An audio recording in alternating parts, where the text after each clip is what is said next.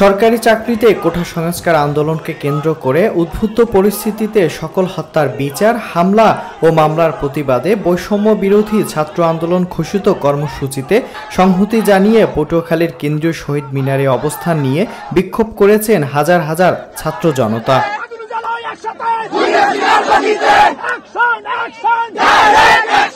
শনিবার বিকেল 5:30টার দিকে আন্দোলনকারীরা হঠাৎ করে চারদিক থেকে মিছিল নিয়ে সার্কিট হাউস সংলগ্ন শহীদ মিনার চত্বরে জড়ো হন।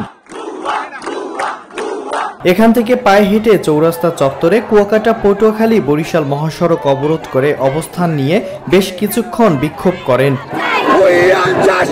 এতে ঢাকা কুয়াকাটা মহাসড়কে যানবাহন চলাচল বন্ধ হয়ে যায়। এ সময় সেনাবাহিনীর টহল ভ্যান থেকে ভুয়া ভুয়া বলে স্লোগানে উত্তাল হয়ে ওঠে পুরো সড়ক।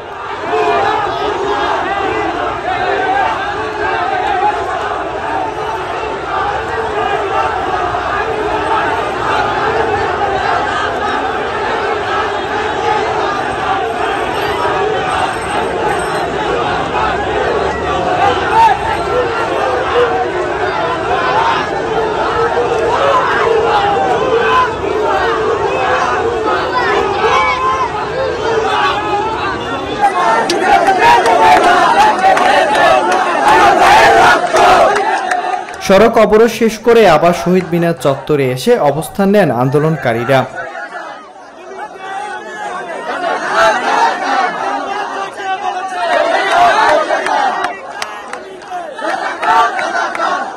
এদিকে আন্দোলনকারীরা বিভিন্ন ধরনের স্লোগান দিলেও পুলিশ কিংবা আইনশৃঙ্খলা বাহিনীর পক্ষ থেকে কোনো ধরনের বাধা দিতে দেখা যায়নি।